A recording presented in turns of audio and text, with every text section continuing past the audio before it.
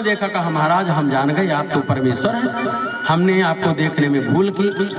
भगवान ने कहा नहीं, वो तो सब मेरी ही कृपा से है। नाग पत्नियों ने भगवान से प्रार्थना किया, भगवान प्रसन्न हो गए। कहा बताओ क्या चाहती हो। नाग पत्नियों ने कहा कि प्रभु अगर आप कुछ देना चाहते हैं तो आप हमें अपने चरणों की रज दे दीजिए।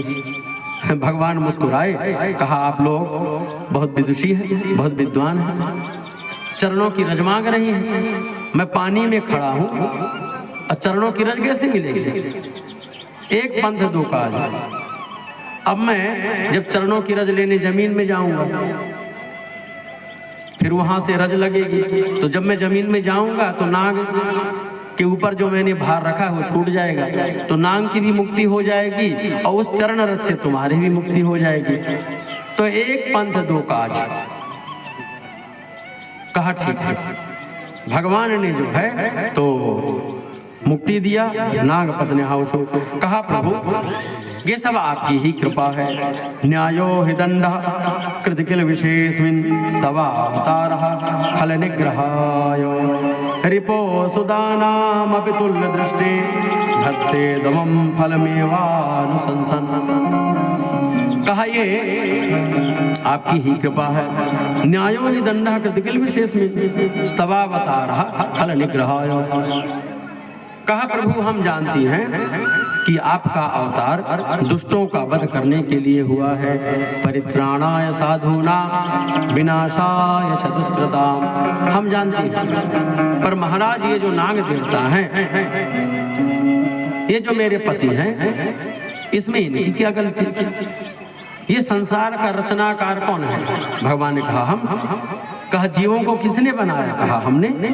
कहा उनमें जो प्रवृत्तियां डाली हैं, उनके जो गुण डाले हैं, वो किसने डाला है? भगवान ने कहा हमने डाला है।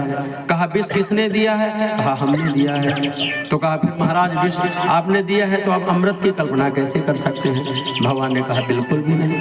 कहा कि जड़ चेतन गुण दोषमय विश्व की नहीं करता। कहा हमने आपको बुद्धि दिया है, पर बुद्धि का उपयोग आपको करना है, हमको नहीं करना है। उस बुद्धि से आपको सुख भी मिलेगा, दुख भी मिलेगा। तो अब जो है अपना ये जो विषय है, ये जो जहर है, इसका उपयोग किसमें करो? अपने कल्याण के लिए। अगर कोई तुम्हें मारता है, कोई सताता है, तो तुम उसे डराओ। एक नगर में एक साधु रहते थे और गांव के लोग रहते थे। नगर के बाहर जो है तो एक सर्प रहता था, तो लोग उससे बहुत डरते थे। तो गांव वालों ने कहा कि महाराज गांव के बाहर एक सर्प है, आप उसको थोड़ा समझा दीजिए, आते जाते हमको जो है काटने को दौड़ता है। तो साधु महाराज गए और सांप से बोल दिया भाई देखो यार, गांव के लोगों को परेशान मत किया करो। तो कहा ठीक है। कहा देखो काटना वाटना बिल्कुल नहीं, ये सब मेरे लोग हैं। तो कहा ठीक है नहीं काटेंगे। साधु की बात मान गए। गांव वालों से कह दिया अब आप निश्चिंत हो जाओ, अब वो नहीं काटेगा। तो जब गांव वालों ने सुना कि अब सर्प नहीं काटेगा, तो लोग उसके पास जाकर के लोग उसको पत्थर मारने लगे। कोई उसको मुंह पकड़ लेता, खेलता, कहा देखो देखो तो तुम्हारे दांत कितने। कोई उसकी जीभ पकड़, कोई उसको टंगा करके ऐसे ऐसे घुमाता, फिर फेंक देता। बेचारा लहूलुहान हो गया, कहा महाराज तो मार डाला मेरे को। अधमरा हो गया बेचारा, पत्थर मारते। बच्चे जो है तो गले में गमछा जैसे डाल के और नेता बन के फिरते। वो नाग देवता जो है तो साधु महाराज के पास पहुंचे। कहा महाराज मेरी तो दुर्दशा हो गई। कहा क्यों? कहा बाप ने कहा कि काटना नहीं है, तो मैंने काटना छोड़ दिया, तो लोग देखो घाव कर दिया मेरे ऊपर। कहा बेटा तुमको काटने के लिए मना किया था, फुसकारने के लिए थोड़ी। फुसकारना तो तुम जारी रखो, तो लोगों को उतना डराओ भय भी न हो न प्रीति। जलधि वो जो सागर था, समुद्र था, विनय न मानत जलध जड़। गए 3 दिन बीत, अब बोले राम सकोब तब भय बिन होय न प्रीत। कहा थोड़ा सा भय जीवन में जरूर है, जरूर होना चाहिए। माता और पिता, ये जो दो लोग रहते हैं ना घर में, माता प्रेम का रूप है, पिता भय का रूप है।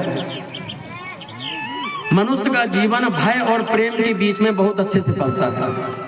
अगर हम किसी बच्चे को ज्यादा प्रेम देने लगे तो फिर वो अपनी बपौती समझ लेता है। वो सोचता है इट्स माई लेगेसी, ये मेरी विरासत है। और जैसे घर के लोग मुझे प्रेम करते हैं, दुनिया वालों को भी मुझे प्रेम करना चाहिए।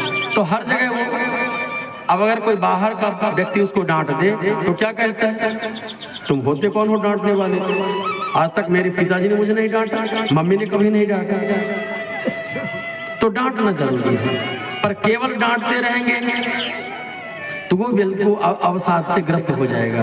तो एक्सेस नहीं करना, संतुलन बना करके रखना है। थोड़ा सा जीवन में भय भी हो और थोड़ा सा जीवन में प्रेम भी हो। गुरु कुम्हार शिष्य कुंभ है, गढ़ गढ़ काढ़े कोय, और अंदर हाथ सहार दे। अंदर जो है एक तरफ से आपको प्रेम का सहारा भी देना है और बाहर थोड़ा थपकी भी दे सकते हो, बाहर मारे चोट, दोनों जरूरी है। तो न्यायो हि दंडः कृतिकिल विशेष में भगवान ने बताया, कहा अब तुम रमणक नाम का जो द्वीप है वहां पर तुम चले जाओ। कहा तुमको वहां पर कोई समस्या नहीं होगी। रमणक नाम का जो द्वीप था वहां पर चला गया। आगे की कथा में कभी महाराज परीक्षित ने पूछा,